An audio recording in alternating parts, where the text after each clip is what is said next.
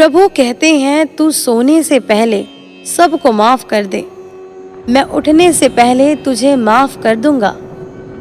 दुनिया से बात करने के लिए फोन की जरूरत होती है और प्रभु से बात करने के लिए मौन की जरूरत होती है। फोन पर बात करने पर बिल देना पड़ता है और प्रभु से बात करने पर दिल देना पड़ता है। मोह माया में फंसने वाला बिखर जाता है और ईश्वर से जुड़ने वाला निखर जाता है। भगवान के पास दो शक्तियां हैं, एक है माया और दूसरी है भक्ति। जब कोई भगवान के समक्ष आता है और भगवान को प्रणाम करता है तो वो पूछते हैं, बोलो क्या चाहिए, माया चाहिए या भक्ति चाहिए? भक्त पूछता है, भगवान दोनों में क्या अंतर है? भगवान बोले, देखो दोनों में एक ही अंतर है। अगर तुम्हें नाचना हो तो माया ले जाओ, अगर मुझे नचाना हो तो भक्ति ले जाओ। क्योंकि जीव जिसके वश में रहे उसका नाम माया और भगवान जिसके वश में रहे उसका नाम भक्ति। भगवान के राज्य में समस्त संसार नाचता है, जबकि भक्ति के राज्य में भगवान स्वयं नाचते हैं। इतनी ऊंचाई न देना प्रभु कि धरती पराई लगने लगे। इतनी खुशियां न देना प्रभु कि किसी के दुखों पर हंसी आने लगे। नहीं चाहिए ऐसी शक्ति जिसका निर्बल पर प्रयोग करूं। नहीं चाहिए ऐसे भाव कि किसी को देख देख कर जल मरूं। ऐसा ज्ञान मुझे मत देना अभिमान जिसका होने लगे। ऐसी चतुराई भी ना देना कि लोगों को छलने लगूं। किसी ने पूछा, भक्ति क्या है? बहुत ही प्यारा जवाब। भक्ति हाथों पैरों से नहीं होती, वरना विकलांग कभी नहीं कर पाते। भक्ति नहीं आंखों से होती है, वरना सूरदास जी भी कभी नहीं कर पाते। ना ही भक्ति बोलने और सुनने से होती है, वरना गूंगे बहरे भी नहीं कर पाते। ना ही भक्ति धन और ताकत से होती है, वरना गरीब और कमजोर भी कभी न कर पाते। भक्ति केवल भाव से होती है।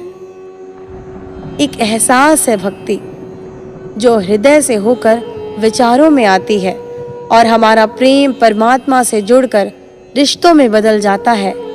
भक्ति भाव का सच्चा सागर है।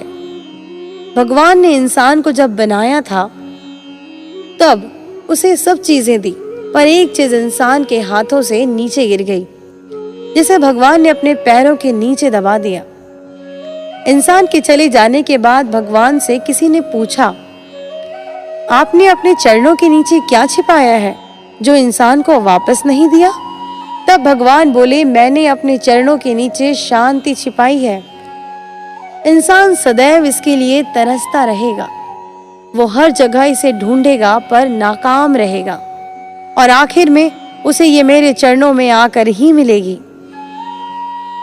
मनुष्य का ये स्वभाव है कि वो सुख में ईश्वर को याद नहीं करता, पर दुख में उसे सबसे पहले ईश्वर का ही स्मरण होता है। किसी ने पूछा, भगवान कब याद आते हैं? उत्तर मिला, धर्मात्मा को हर समय, पापी को मृत्यु के समय, चोर पकड़े जाने पर, गरीब को भूख लगने पर, धनी व्यक्ति को बीमार हो जाने पर, कंजूस को पैसा खो जाने पर, किसान को वर्षा न होने पर और मुसाफिर को ट्रेन छूट जाने पर, व्यापारी को नुकसान हो जाने पर, विद्यार्थियों को परीक्षा में असफल हो जाने पर, इंसान को विपरीत परिस्थितियों में ही भगवान याद आते हैं। दुख में सुमिरन सब करे, सुख में करे न कोई। जो सुख में सुमिरन करे, दुख काहे को होए।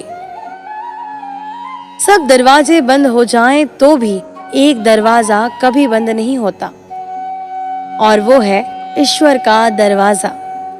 उम्मीद ईश्वर से रखो, दुनिया से नहीं।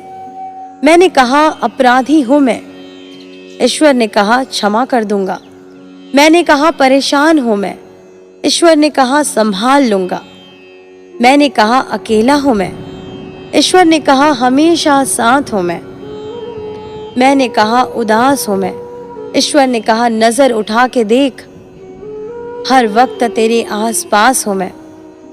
जब आप भगवान का ध्यान करें तो हमेशा यही प्रार्थना करें, हे प्रभु अगर आप किसी समय मैं आपकी उंगली पकड़ना भूल जाऊं तो आप मेरी बाह पकड़ना कभी मत भूलना।